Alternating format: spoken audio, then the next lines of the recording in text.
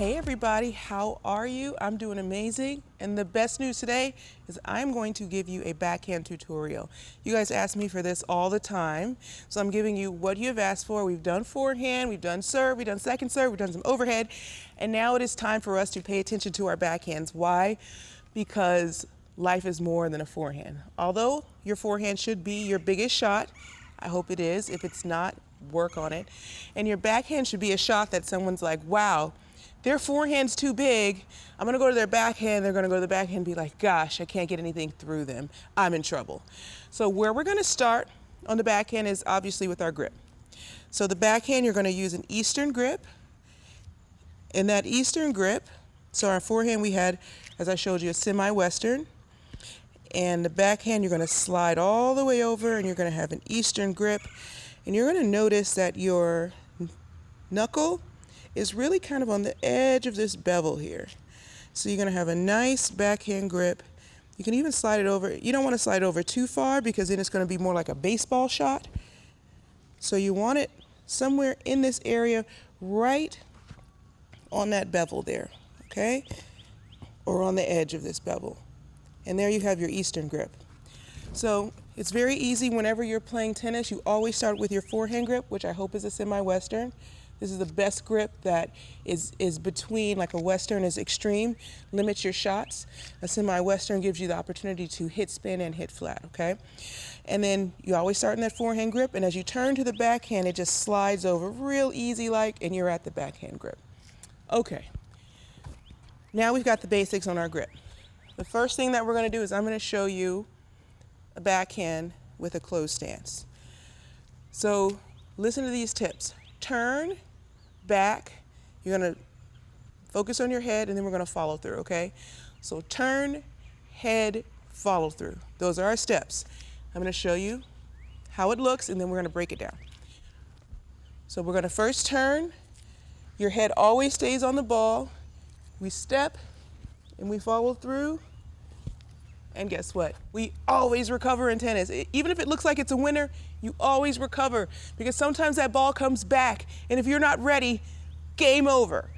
Okay, so always recover no matter what. So the first thing that we're gonna do is turn, okay? The biggest part of our bodies are right up here, our shoulders and our hips. So we wanna make sure those are fully activated so that way we can get some power behind the ball, okay? If you're just using your arms, look at, these things are skinny compared to like our hips and our trunk and our shoulder. So we wanna make sure we're using all of our body, and our legs are big too. So we wanna make sure we're in this nice athletic position. And then we turn, okay? So that's the first thing we do. When we see the ball, we turn. When you see the ball, you don't wanna just do this. Turn your whole body. And if you get a nice shoulder turn, you're gonna see part of your back too.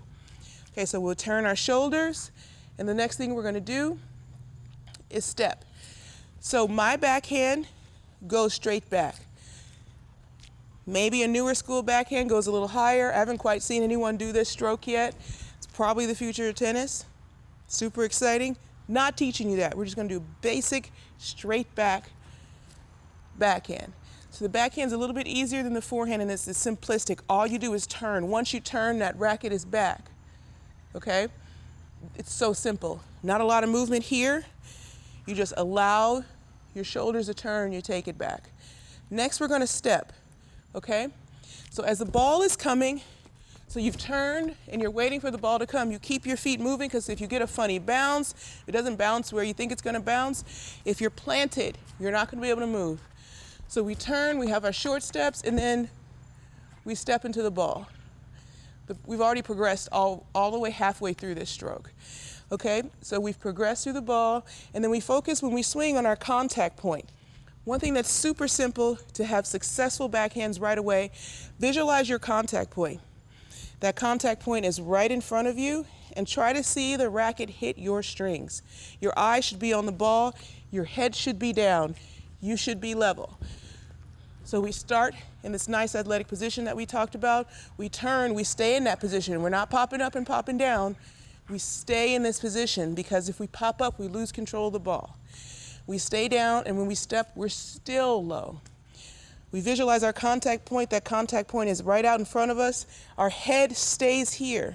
Our body is low. Our head stays here. And as we swing and follow through, the foot comes around, our head stays down until the ball, we make contact with the ball, then our head comes up. What happens if your head comes up? If your head comes up, your body comes up, ball goes up. So you're not going to be able to have consistent performances if your head comes up. You're going to have some good ones, but when it really counts, things get tight. If your head is coming up, you're going to start to spray the ball. Okay, so now we've gotten to our step. We visualized our contact point out in front. We've brought our foot around. We've followed through.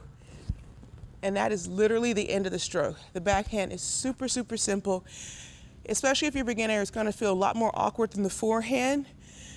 But you will be able to actually master this stroke probably a little bit faster than creating a really great forehand. That's why we'll see beginners with a little bit better backhand sometimes than the forehand if they give their backhand a chance. Okay, some other things that we're going to want to avoid on our backhand. We don't want a lot of wrist. We're going to let our hands follow through with our arms. We don't want too much wrist. Also, what we don't want is this, where we don't turn and we just hit it like that. Okay, so we'll see a lot of beginners and they just want to get it in. And guess what? You might get it in, but you'll never get better. What we're thinking about is the long term. Like, we want to have fun playing great tennis over time, and we love the challenge of this game. And since we love the challenge, we'll challenge ourselves to acquire new skills. So that's why you're going to actually do what we talked about in this tape. What you're not going to do is just hit it and bunt it like so, okay? You're going to turn your shoulders, you're going to prep, you're going to step into it. You see how beautiful that looks? And one more thing I'm going to add for a bonus is the open stance. We'll do another maybe tutorial on this, but the open stance would be when you turn and your stance stays open and you hit the ball without stepping. Okay, so this is for more advanced players. When do you use an open stance? Use an open stance for more disguise. You can hide the shot a lot longer. Use an open stance when you're on the run, so you can open your stance and hit without taking an extra step.